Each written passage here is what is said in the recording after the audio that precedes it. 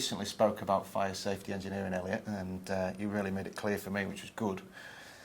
I think we touched on one thing on the way through, which was, and we talked about this on the side as well, is just the process of building and going through that, if you like, the scoping exercise, compliance, as you've mentioned, and this is where you come into it and making sure that everything's getting built correctly on the way through.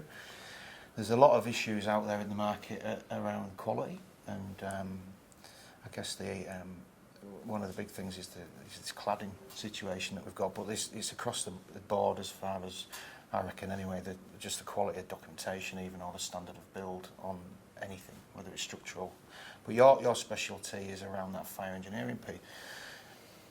Are you busy at the minute in relation to, you know, some of these things not coming through? And just tell us a little bit about how your business is or I guess your service is changing or has changed in the last couple of years because of, you know, big things happening around the cladding. Yeah. So in Australia, fire engineering, probably globally actually, is only about 25 years old. Right. So the BCA went performance based in '96, and then the uptake was kind of slow, and fire engineering was used at that time probably at the wrong time in the process. Okay. So the traditional model of compliance going through was there, and then there was this realisation that there was another way, if you like, in certain circumstances. Okay. So what happens is it was things were going along and there'd be a problem identified, and then it's brought in to help solve it. Yeah, but kind of late. Yeah, okay. So a lot of opportunities are missed on the way. Yeah. So a lot of we're often seen to engineer things out, or you know those types of phrases are used when we're involved. But it's, you know, and fire engineers themselves haven't done themselves a great deal of favour, because from there is a process to doing a fire engineered solution and documenting it. Yep. But we haven't been experts at that until probably the last 5 or 6 years. It's taken us a while to get good at transferring our information to the design team and making sure that they're doing what needs to do to support those solutions. Is that about the fact that we weren't very good at communicating and consulting in, or we weren't given the opportunity to consult in?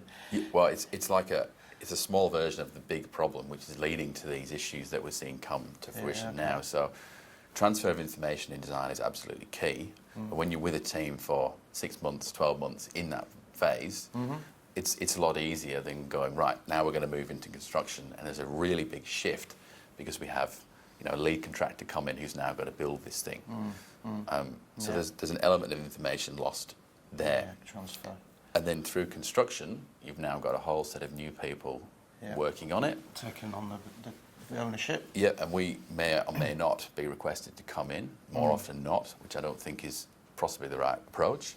This is about that procurement route, isn't it? It's about the traditional route against, I guess, D&C, which is very popular at the moment. Well, so our view is that the work has been done, you know.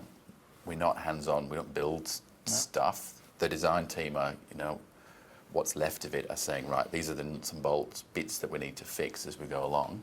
And then certainly in New South Wales, we have a responsibility to come at the end and check off that there is a level of compliance. Right. But often there's been a big gap.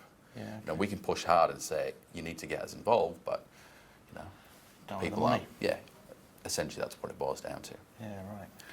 So